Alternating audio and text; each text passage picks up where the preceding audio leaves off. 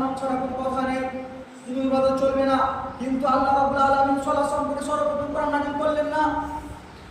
আমরা এটাও জানি যে পৃথিবীর বুকে অনেকগুলো পাপ রয়েছে, কিন্তু দুটি পাপ এমন রয়েছে যে দুটি পাপের শক্তি রয়েছে, নিষ্পাপ শক্তি রয়েছে। আমরা জানি জানা করলে মানুষ পাপী হয়ে যায়, কিন্তু নেক আমল থেকে আমল মুছে দেওয়া হয় না। কিন্তু দুটি আমল রয়েছে, সে দুটি আমল কি? এক নম্বর হচ্ছে শিরক, দুই নম্বর হচ্ছে বিপদ। শিরক এমন একটি পাওয়ারফুল গুনাহ যে সে কোনো ব্যক্তি যদি শিরকে জড়িত হয়, কোনো ব্যক্তি যদি আল্লাহর সঙ্গে শিরক স্থাপন করে, তাহলে তার নেক আমলকে মুছে দেয়। আল্লাহ রাব্বুল আলামিন বলেন, ইন্নাশ শিরকা লাযুলুমুন আযীম। শিরক হচ্ছে সবথেকে জুলুম, সবথেকে বড় গুনাহ হচ্ছে শিরক। আল্লাহ রাব্বুল আলামিন আরো বলেন, ওয়ালাউ আশরাকা লা হাবিতা আনহুম মা কানু ইয়ালামুন। কোন ব্যক্তি যদি আল্লাহর সঙ্গে শিরক স্থাপন করে, কোন ব্যক্তি যদি আল্লাহর সঙ্গে কাউকে জড়িত করে, তাহলে আল্লাহ রাব্বুল আলামিন তার সমস্ত আমলকে বরবাদ করে দেন। জি, কোন ব্যক্তি যদি 40 বছর হায়াত পেয়েছে, 40 বছর হায়াত পার করে কি করেছে? সে হজ করেছে, উমরা করেছে, যাকাত দিয়েছে, দান সাদকা করেছে, সবই করেছে, কিন্তু যদি আপনি একবার শিরক করে দেন, একবার যদি শিরক করে দেন, তাহলে আপনার সমস্ত আমল বাতিল হয়ে যাবে, সমস্ত আমল বাতিল হয়ে যাবে। কিন্তু আল্লাহ রাব্বুল আলামিন এই সম্পর্কে সর্বপ্রথম কোরআন নাযিল করলেন না কেন?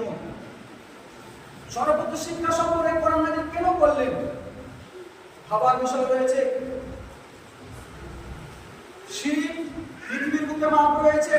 যখন আল্লাহ রাব্বুল আলামিন কিয়ামতের দিন মানুষের সামনে আমলনামা তুলে ধরবেন, সেই সময় যদি আকাশ থেকে জমিন পরিমাণ যদি কোনো বান্দা যদি সেই জায়গাতে গুনাহ নিয়ে উপস্থিত হয়ে যায়, আর সেই জায়গাতে যদি শিরক না থাকে, তাহলে আল্লাহ চাইলে সমস্ত গুনাহ মাফ করে দিতে পারে। কিন্তু শিরক ব্যতীত কোনো ব্যক্তি যদি শিরক করে থাকে, তাহলে শিরক মাফ করবে না। তবে দ্বিতীয় নম্বর পাওয়ারফুল গুনাহ হচ্ছে গীবত। নবী সাল্লাল্লাহু আলাইহি ওয়াসাল্লাম বলেছেন, ইন্নার রাজুলা লা ইয়াতা কিতাবান মানসুরা ফায়াকুলু ইয়া রাব্বি ফাআইনা হাসনাতু কাযা ওয়া কাযা আলিমতুহু লাysat সাহিফাতি ফায়াকুলু মুহিয়াত বিযিয়াবিকান নাস।